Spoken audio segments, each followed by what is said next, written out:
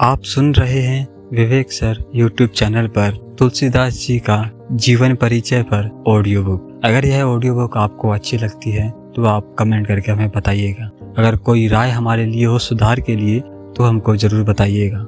और यह परिचय हम क्षितिज भाग 2 के किताब से लेकर आपको सुना रहे हैं। तुलसीदास का जन्म उत्तर प्रदेश के बांदा जिले के राजापुर गांव में सन 1532 में हुआ था। कुछ विद्वान उनका जन्म स्थान सौरों जिला एटा भी मानते हैं। तुलसी का बचपन बहुत संघर्षपूर्ण था। जीवन के प्रारंभिक वर्षों में ही माता पिता से उनका बिछड़ना हो गया था।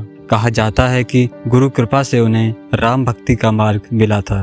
वे मानव मूल्यों के उपासक कवि भी थे। राम भक्ति परंपरा में तुलसी अतुलनीय है। रामचरितमानस कवि की अनन्य राम भक्ति और उनके सृजनात्मक कौशल का मनोरम उदाहरण है।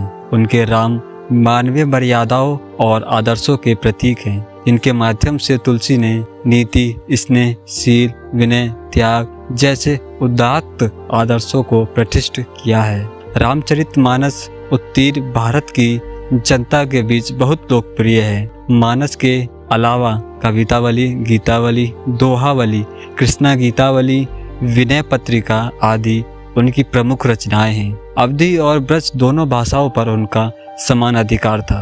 सन 1623 में काशी में उनका देहांत हुआ। तुलसी ने रामचरितमानस की रचना अवधी में और विनय पत्रिका तथा कवितावली की रचना ब्रज भाषा में की। उस समय प्रचलित सभी काव्य रूपों को तुलसी की रचनाओं में देखा जा सकता है। रामचरितमानस का मुख्य छंद चौपाई है तथा बीच बीच में दोहे, सोरठे और हरि गीतिका तथा अन्य छंद पिरोए गए हैं। विनय पत्रिका की रचना गेय पदों में हुई है। गीतावली में सव्या और कविता छंद की छटा देखी जा सकती है। उनकी रचनाओं में प्रबंध और मुक्त दोनों प्रकार के काव्यों का उत्कृष्ट रूप है। इस ऑडियो बुक को सुनने के लिए आपका धन्यवाद। अगर इस ऑडियो बुक को सुनने के बाद अगर आपके जीवन में कोई भी मूल्य या फिर ये ऑडियो बुक आपको अच्छी लगती है तो इस चैनल को सब्सक्राइब कीजिएगा। यहाँ पर आपको इसी प्रकार की और अन्य ऑडियो बुक सुनने को मिलेंगी।